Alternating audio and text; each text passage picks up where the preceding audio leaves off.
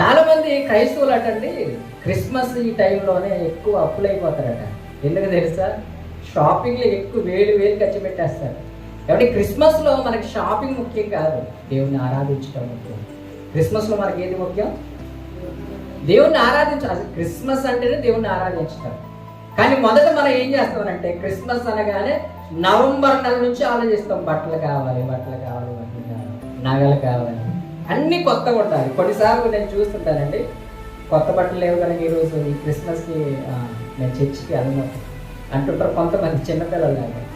ఏమంటే కొత్త బట్టలు కాదు, కొత్త వస్తువులు కాదు, క్రిస్మస్ అనగా క్రీస్తును ఆరాధించడమే.